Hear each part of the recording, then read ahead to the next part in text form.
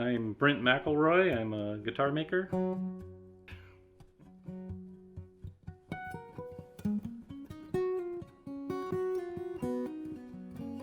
I live in Seattle, Washington.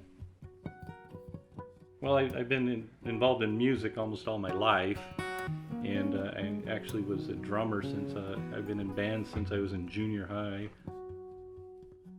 And I was more interested in my friends' guitars, especially when the acoustic guitars came out and I couldn't play drums because I was too loud. I eventually got my own acoustic guitar so I could play along.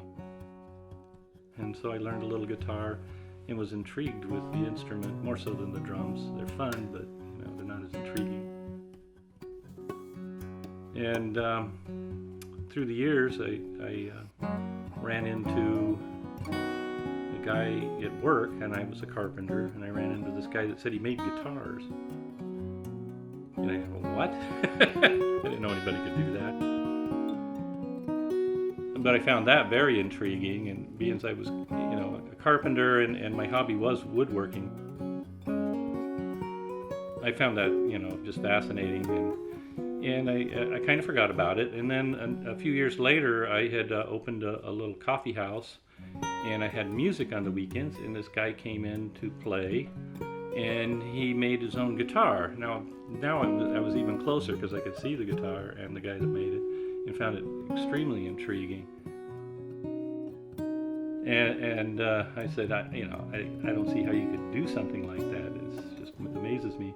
And he was looking at all the woodwork I did in our little coffee house, and he said, well, if you could do this kind of work, you could make a guitar. And I said, well, I doubt it. But that stuck in my head, and it was just a couple of years later, I moved here to Seattle,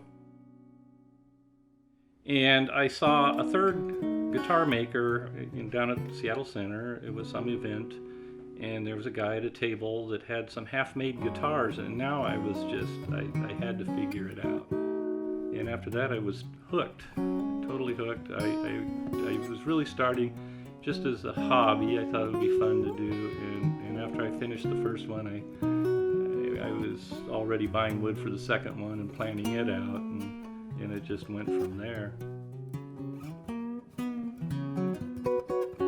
I was already hooked by then, and it's almost 100 guitars later now, and I still enjoy it.